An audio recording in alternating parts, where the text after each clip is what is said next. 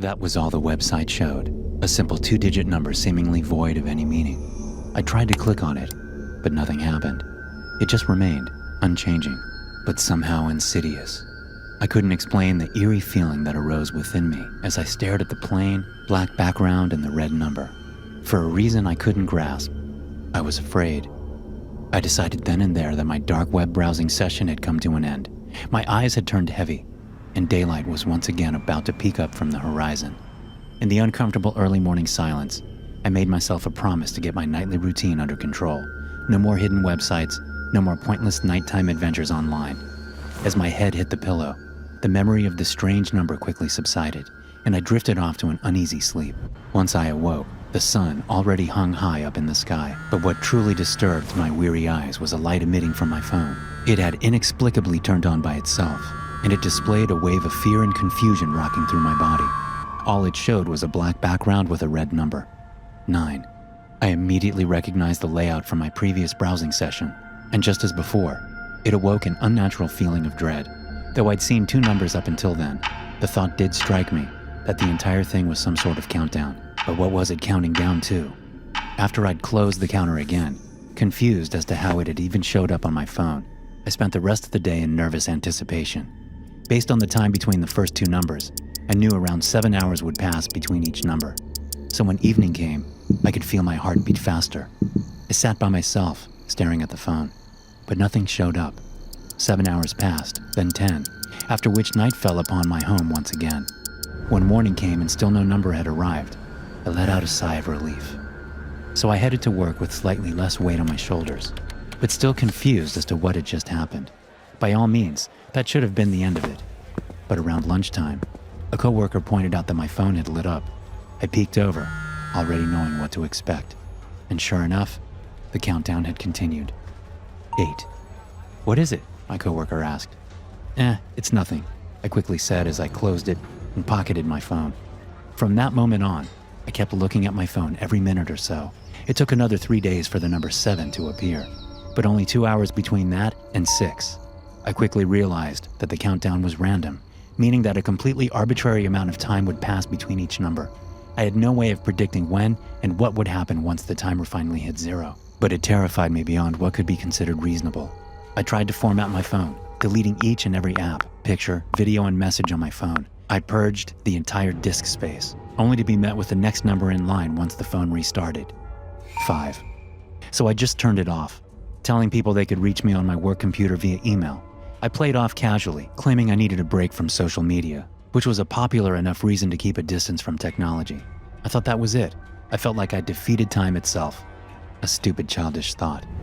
I was just sitting at work, trying to sort out an overabundance of paperwork I'd been putting off for too long, when an email notification snapped me back to attention. I clicked on it, not thinking twice about its possible content, which is when I saw the next number. 4. There was no escape. No matter how hard I tried, the numbers kept counting down, each increment at a random point in time, and I still hadn't the faintest clue what would happen when the timer finally hit 0. The next number would greet me as my alarm suddenly froze in time, displaying the impossible time, 33:33, and the second number would be played on my car radio as a monotonous voice took over the song I was listening to. 2, 2, 2, 2. It kept repeating. No one believed me. Even the coworker who's seen my phone light up didn't think it was real. I was labeled as insane by my peers and overworked by my employer, who practically ordered me to take some time off to get my head checked. Once I got home from my mandatory hiatus, I found an envelope on my doorstep. All it held inside was a piece of paper with a number. 1. Following that letter, I went into a complete lockdown in my apartment. I turned off any electronics that could possibly convey a number: radio, computer, clocks, phone, television, everything. I refused to answer the door, and I just kind of existed in my own little world, trying to survive off the little supplies I had. Logically, I shouldn't have been that afraid. There hadn't been any sort of implications that something bad would happen once time ran out. It was more of an instinctive feeling of impending doom that no rationality could destroy. A week passed, and I didn't receive a number. I'd all but ran out of food and desperately needed new supplies.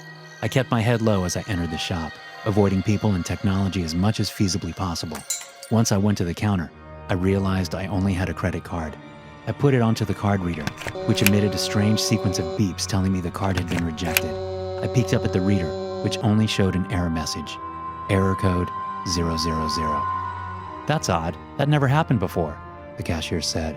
As I lay eyes upon the number, which clearly marked the end of the countdown, I left the groceries there and just walked through town, horrified and worried as to what was about to come. Hours passed, and nothing had happened. The countdown had hit 0, but I was fine. Once my nerves had calmed down ever so slightly, fear turned to curiosity.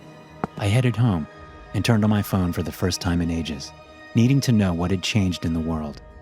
Once it had booted up, I was assaulted by hundreds of messages and email I'd neglected during my blackout, but the most recent ones all came from my sister. "Nick, pick up your fucking phone," the first one read. "Seriously, I know you needed some time away from the media, but this is important. I'm coming over, you better be home. Where are you?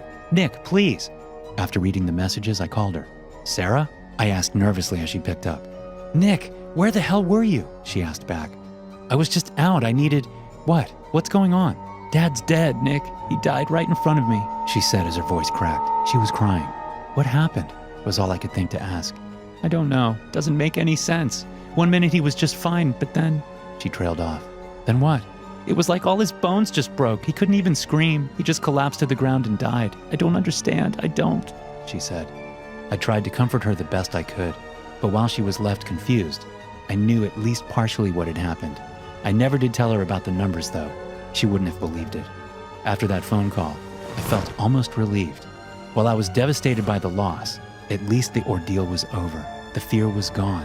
I poured myself a glass of whiskey and sat down to just cry. Then my phone lit up again, causing me to drop my glass onto the floor in shock, because on my phone, I read a single 2-digit number, 10. Thanks for watching. Be sure to subscribe and smash that like button to get notified every time I upload a new video.